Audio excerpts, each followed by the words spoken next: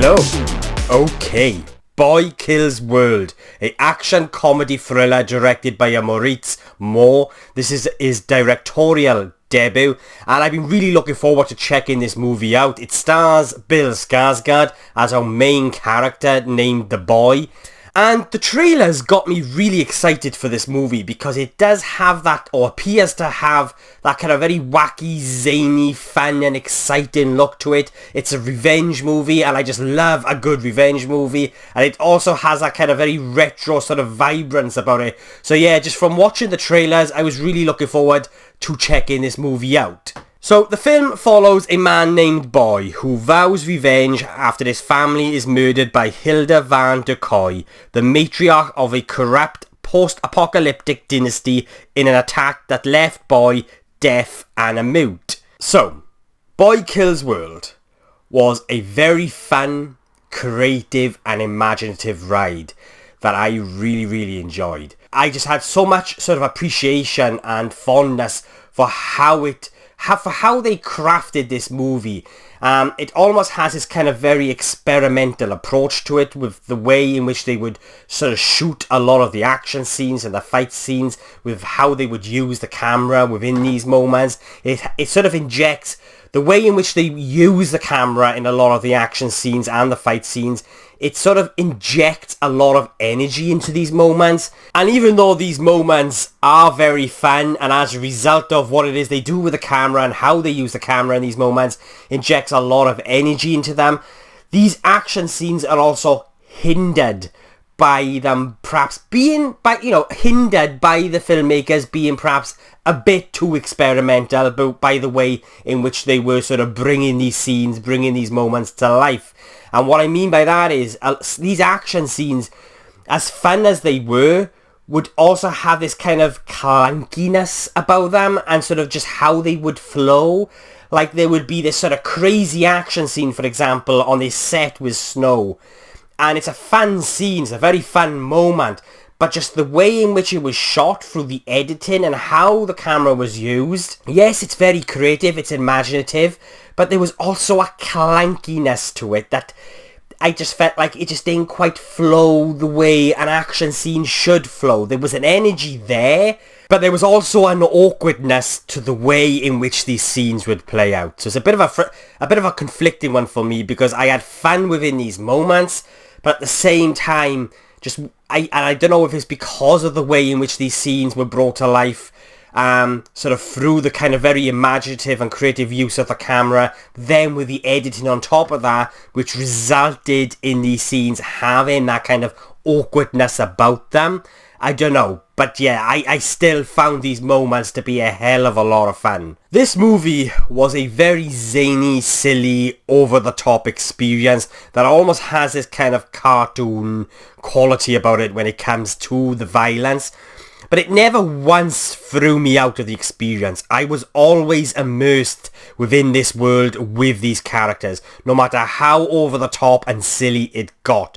Tonally, I felt like this movie worked brilliantly. For example, when it comes to our lead character, the boy, played by Bill Skarsgård, who by the way is absolutely great in this movie, with his more somber, emotional sort of beats when it comes to his character and his journey, alongside the very kind of silly, comedic, over the top aspect of the movie, it worked really well. I think they really managed to sort of pull these two different tones off, and just the way in which it's sort of played within the narrative, this sort of the emotional, sort of the more somber aspect to this character's journey, alongside the silliness, just worked really well. And our lead character, the boy, his story is narrated by his inner voice. And it's voiced in the style of those voices you would hear on sort of the old fighting arcade machines. Is the best way I can sort of describe it. And at first, it's kind of like, are we going to have this throughout the entire film? And do you know what? It never once gets distracting. It never once gets annoying. It just fits in perfectly with the overall aesthetic and tone and just style of the movie. You know, at first it is a little bit like, this could end up being perhaps a little bit too silly. But no, it all just sort of really falls into place and works really, really nicely. When it comes to the humour, for the most part, it works. It does have this kind of very niche, obscure, sort of kind of deadpan approach to the humour. It's not that consistent, but it is there, and there are a couple of moments that really made me chuckle. For example, you've got Bill Skarsgård's character, the boy, who cannot understand what this other character, one of his teammates, is saying. And it's this kind of reoccurring joke throughout the movie. And it's my kind of humour. It's that style of humour that just really sort of just tickles me, and it's the type of humour that I just really gravitate towards. And there's a lot of that kind of dotted throughout the movie, but then you've also got that kind of very kind of silly, sort of in your face, almost kind of like humour as well. So it's not quite consistent, but for the most part, it worked for me. I was really surprised in how emotionally wrapped up I got with our lead character's story, his journey, the journey of this boy who's seeking revenge for the murder of his mother and his sister. With all the sort of the silliness and sort of like how over the top everything gets, and just sort of, you know, all of that kind of mixed up with all these kind of very creative, imaginative, wild ideas, just from every sort of aspect when it comes to how the film is shot, to sort of the writing, and just sort of the performances, and how certain moments would play out. It's Bill Skarsgård's sort of performance that kind of really ultimately keeps everything anchored down in this kind of sense of reality. It's his performance that keeps everything grounded to a degree, and I think that plays a big part to why I was sort of remained so immersed and emotionally wrapped up with this kind of just very silly and over the top story. And then you've got this fantastic fight scene within the third act. I'll refer to it as the final boss fight, and it's a moment that I found incredibly intense. But that's because the stakes felt real.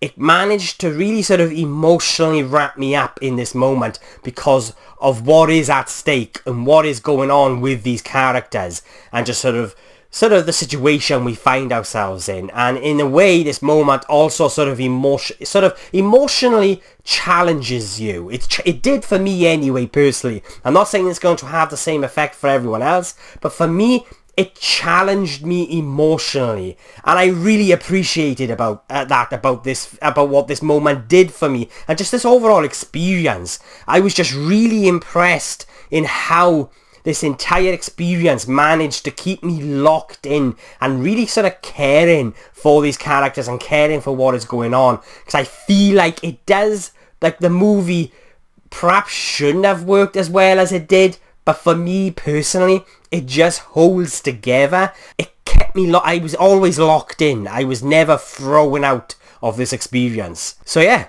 Boy Kills World. I don't think it's going to be for everyone. It is quite obscure, niche and different, but I just found myself really, really enjoying this movie. I loved the creativity and imagination that kind of went on to sort of bring this story to life, and it's just a really fun time. It's not a perfect ride, like I said, just going back to sort of the action scenes and sort of that kind of clankiness and awkwardness to how those action scenes sometimes played out. And I do feel like the entire experience could have been streamlined just a little bit maybe. You know, this film is 110 minutes long, and I'm not entirely sure if it really needed to be, but I had a good time with this movie. It's not perfect. But I do highly recommend it. Like I said, you're either going to hate it, it's not going to be for you, or you're just going to really sort of love and appreciate sort of the creativity and imagination that sort of goes on in how this story was crafted and how it was brought to life. But yeah, enough rambling from me. They are my thoughts on Boy Kills World, and I will be giving Boy Kills World a 7 out of 10.